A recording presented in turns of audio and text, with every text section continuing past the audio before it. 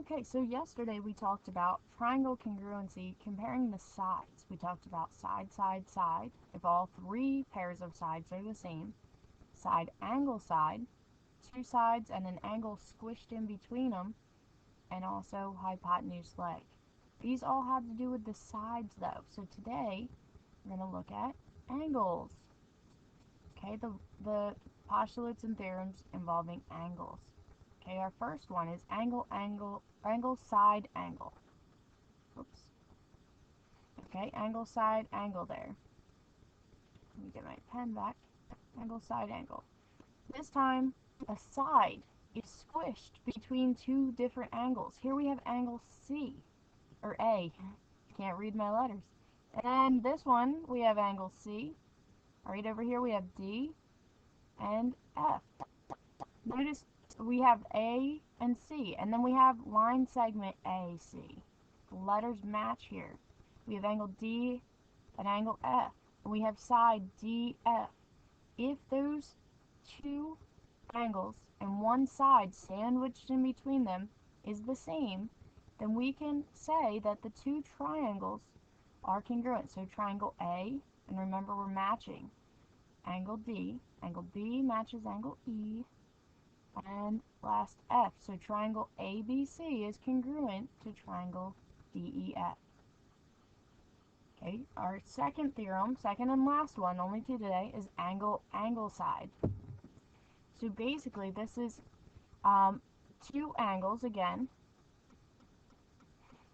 Okay, A and D match, C and F match, and it's just not the line in between the two. It's a different one. Okay, so on the last one we had angles A and C and line segment AC. This time it's one that's not in between the two angles. Alright, if we have that on any triangle set, we can also conclude that those two triangles would have to be congruent. Okay, and so the reason why we don't need all three angles, if we look at it this way, if this is 40 and this one 60, obviously this is not drawn to scale. Alright, and this one's 40 and this one's 60. Well, if those two angles are the same, then we can automatically assume that the other two would have to be the same. That's why we don't have to have angle, angle, angle, side, okay? We only have to have angle, angle, side. Two. Only two need to be the same, because then we can immediately jump to see that the other one's the same. Here, let's try a few with this. After we go over a summary, of course. Angle, side, angle. Are two angles and the side in between them the same? If that is true, the triangles are congruent. Angle, angle, side. Are two angles and the side not in between them the same? If that's true, they're also congruent. Now I think we'll try a few. Can these triangles be proven congruent?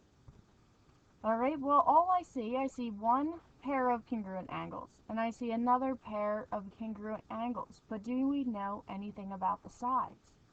No. So we cannot prove them congruent. It's not side, side, side, side, angle, side, hypotenuse, leg. Okay? We don't know anything about the sides, so no, we can't prove them congruent. Okay, let's take a look. This one looks like it's going to be the same here.